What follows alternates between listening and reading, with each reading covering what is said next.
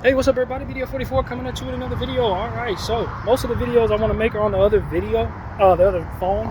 But of course, as I mentioned in that last video, I can only upload those videos when I get home, when the Wi-Fi is around. So with this phone, I can kind of do whatever I need to do because it's paid up, and that one is not. But yeah, man, I just wanted to make another therapy session while I'm walking over to Target, or try to see as much of conversation as I can give it. But the air quality is bad, man. I'm telling y'all, us in LA, we're going through it with these fires. I kind of took the conversation in a different direction my last therapy session, but I think I'd rather just talk about the devastation, man. Fires everywhere. I of course was out with power outages and things like that, and I couldn't really deal with anything because of my phones not being available, so it wasn't allowing for me to check out all of the devastation until basically this morning. But I knew what had happened because I had spoken to my sister, and everybody was telling me via the text messages that I was able to catch in certain pockets at a time when my phone would be on. But it's you can smell the same smell that you smell in North Hollywood, you smell over here, man, and it's a totally different fire. Like, these fires are popping up left and right, and they're still fighting these things, and there's still new places being evacuated every hour, it seems. I'm starting to wonder how much of our city is going to be gone when this thing is finally done. Because although the winds have calmed down in North Hollywood, so it was a little wind last night for like a brief moment for like 30 minutes at 11:30, but nothing too serious. But in other areas of the city, the wind is still kicking up real bad, and so it's hard to fight these things, man. And that's really what it comes down to. You just can't fight them. But at the same time, you know, there's a lot of first responders doing a fantastic job of doing what they can. You know, it's obviously, if you're listening to what's going on, a lot of these places have run out of water. I heard different things about why that is the case. But at the end of the day, water is scarce in some of these situations where the fires are hitting the hardest. And so that's really a rough thing, man, regardless of why. You turn on fire hoses and there's no water coming out, and your house on fire, man. So prayers out to everybody who's affected by this, man. This is a bit more of a real video as it pertains to responding to that. I went into my spiritual conspiracy theory bag with the other video, and might have lost some people in regards to following how I feel about this. And that's why I wanted to take some time to say, yo, back here on Earth, where everybody else is, this is rough, man. This is rough in my city. And look, I'm from Hollywood. I was thinking about how I used to live in the Hollywood area. Y'all know where I used to live. It's Hills area. And turns out there was fires in our hills over here in Hollywood. Not near my Hollywood place, but the way this has been going, it could spread anywhere, and new fires are being propped up in new spaces. Could have very easily been my hills that were affected by this. Could very easily be my neighborhood that's demolished when I look at what's happening in Altadena.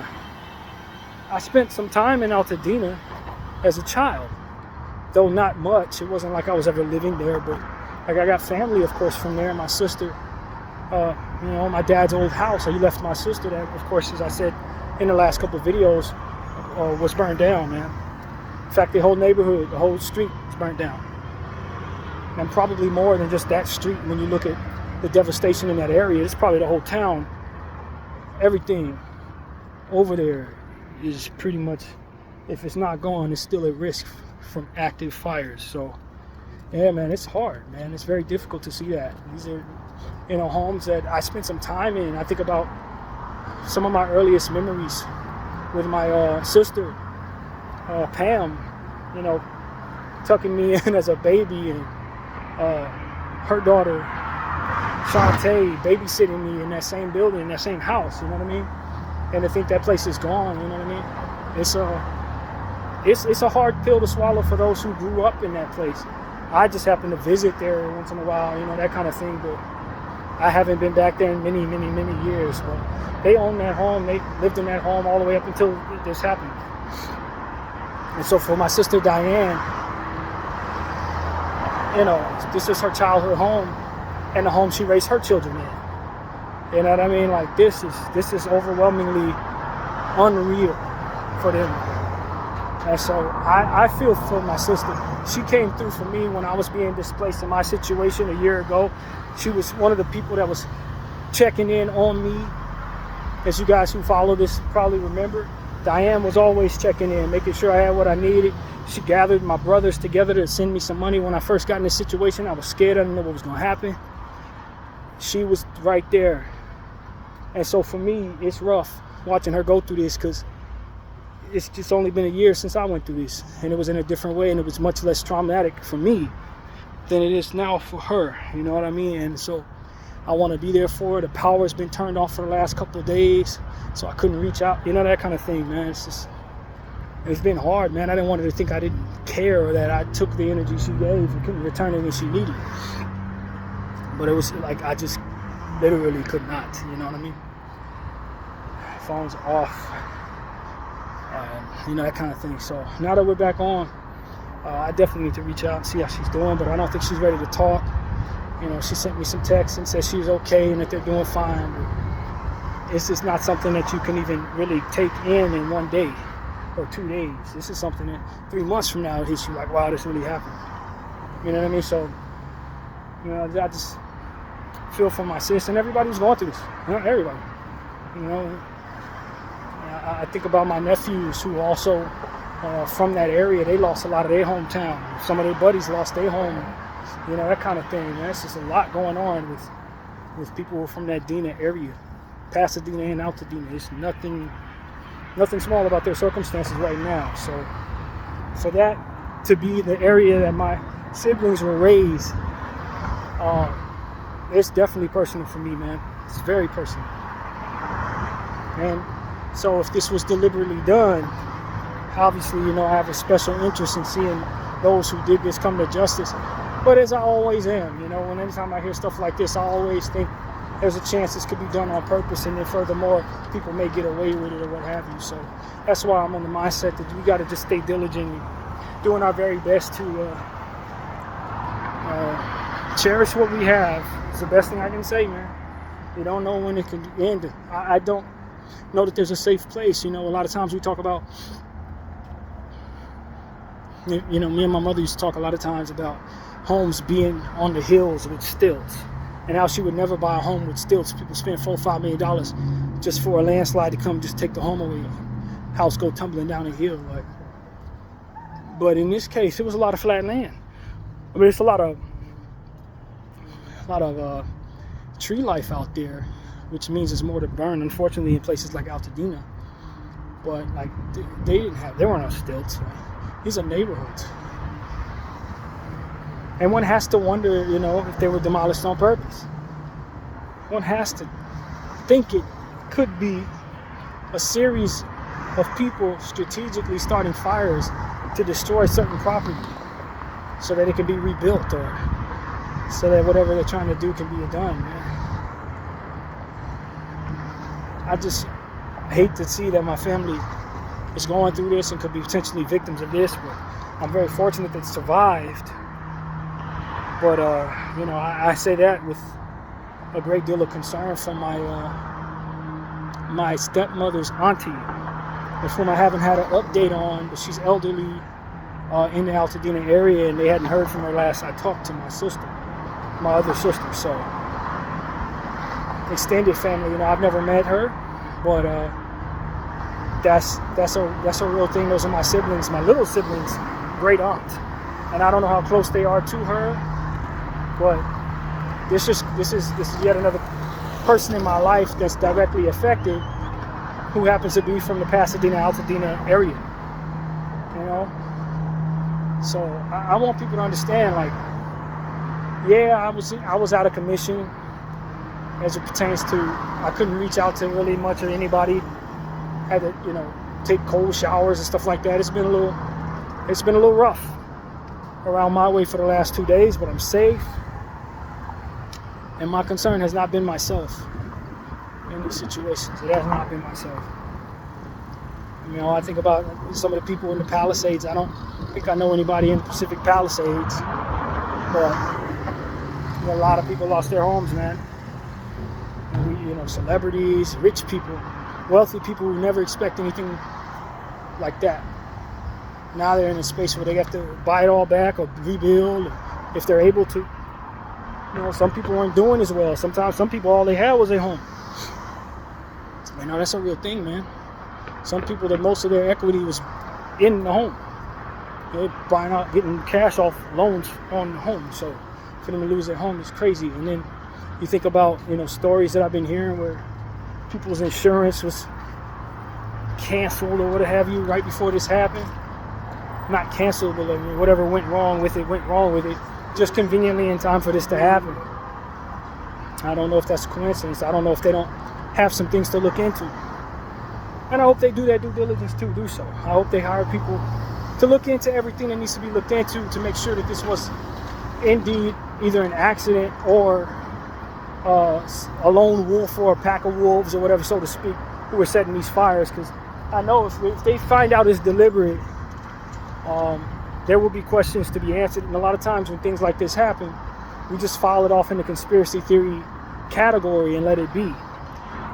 But I'll tell you this, from what I've been hearing, this is the most devastating fire in U.S. history.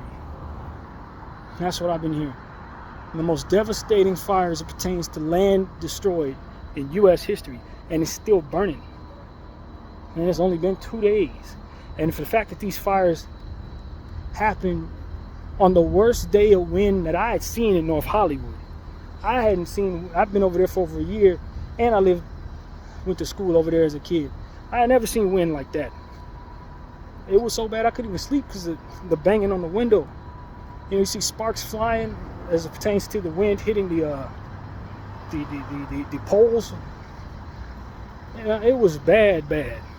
I thought that there was a chance the window would break while right next to my window, like my bed rather, and because of how hard the wind was hitting it. I barely slept because it was so loud. So I feel for people who were actually in the Palisades where it was all going down. It seemed to me that was a hell of a time for fires to just spark when the wind is hitting that hard. Doesn't that seem like that would be something strategically considered by somebody who wanted to really do damage to the city? Find out when the winds would be blowing the hardest and then enact their plan to start fires on that day. Just in time for those winds to hit. It's like, man, if you don't think this is deliberate, I respect people have a different way of looking at things. I'm not here to tell you I'm certain of anything. But what I can tell you is, boy, did it sure take care of certain areas completely. Homes, city blocks demolished. And the fact that it's been specific spots that are not related to one another where fires just happen to spark while this wind is going on, I have a very tough time believing that this isn't something that is very well orchestrated and meant to demolish a lot of this area. And so that's what I think, man. And I would love for people to just look into it. Obviously people will, but I'm looking forward to finding what they find, man. To understanding and knowing what they find. Since this hits home for me personally and my family, my dad's side. So, and probably some more people I know too. Some people online I know from Pasadena. I know there's some people who are related to people in Altadena. I have no doubt. I've seen a couple people say that their family members lost homes and stuff. So I'm not alone on that. But yeah, man, prayers out to you if you're affected by this. And I tell you, I smell it right now. The fires in this area, the wind, it tastes like ash and wood, burnt wood. It smells like it. Your skin is drier and gritty. You can feel it all over the city. I went from one side of the city to a different side, and I'm telling you, it smells the exact same. The air quality is the exact same as it is over there in North Hollywood. So I can only imagine how bad it is closer to where these flames are. Although the Sunset Fire was somewhere down the way back there. Even on Sunset Boulevard, there was some stores that was burnt down from what I understand. I didn't go back that far. But I'm walking down Sunset now on Van Ness, and you can smell it, man. So I feel real bad for everybody who's affected by this, man. You can see the energy on the train. People are kind of lost, man. And I was talking to somebody at the hotel where I live, and she was essentially saying she felt it was like the apocalypse. And it felt apocalyptic to her. Like, man, I'd imagine this is what it feels like. So, yeah, man, I just wanted to give somebody who follows me a more down-to-earth, sort of close to the ground type of video, rather than talking on the stuff that I believe is real, but it's gonna sound like a bunch of hogwash to people that don't believe in that sort of thing. People who haven't done the homework that I've done. Just want to give y'all a video for y'all and just say, man, my heart's out to everybody who's hurting, everybody who lost something, everybody who's trying to pick up the pieces and trying to plan on how to rebuild. I also I have a concern for people who think their loved ones are safe, who have been recently evacuated or about to be based on fire still burning. I think it's important to get an update on everybody. If you're out of state, I think it would be all right if you're still watching this in real time, sometime today, maybe even tomorrow, that you check on your people who have said they are safe. Because the truth of the matter is there's still new fires being burnt and new people being evacuated right now. And given how this thing is going, there may be some completely unrelated fire popping up somewhere very soon in places where otherwise have been safe the whole time. In fact, while I was making my last video, therapy session specifically, I had to cut the video in half because an evacuation notice had been popped up on my screen while I was making that video. That's why it's a two-parter. So it wasn't for my area, it's LA County in general, but for all I know, we're still in danger. And if you're anywhere in the city, for all you know, this could be an ongoing thing. So hopefully, with the fires being as they are, sending up smoke, we'll see rain. Because that's what I remember from from fires in the past. Usually them smoke clouds bring down rain clouds, cleanse the air. So I'd expect that we'll see some rain probably within the next several days, if that remains consistent. And so that's what I want to say, man. I feel devastated for everybody affected by that. And it's devastated for my sister and the family, who, and all of my siblings who were raised in that neighborhood, saw their places burned down that they've known their whole lives. My stepmother, everything she's ever known is practically gone. And I'm not saying that in any exaggeration. All three of the schools that she went to, from what I understand, are burnt down. Church burnt down. Childhood house burnt down. Friends' houses burnt down. I'm thankful that my stepmother is out of state. She's elderly now, and she's not out here to witness all of this. I'm very thankful for that. But I'm really, really hopeful that they got an update on her auntie. I'm really very hopeful for that, and I'm thankful that my other stepmother from my father's first marriage, for all of my older siblings, mom was gotten out too, because she had to be evacuated as well, and they were able to get her out. So we're very thankful that she got out. I really think about it, like my siblings, all of my siblings are so fortunate, to have their mothers. I'm the only one of my dad's kids that lost his mom, and I don't wish that on nobody, man. I dreamed of my mother last night, y'all. I really did. And I'm thankful both of my stepmothers are out of harm's way in regards to the situation. So, yeah, man, I just, think back on visiting the house, wondering what it looks like, wondering what the neighborhood looks like now that has happened. What does it look like over there? How much of the house is gone? Like, what does the structure look like? Is there anything salvageable there? Who knows? Probably not, to be honest.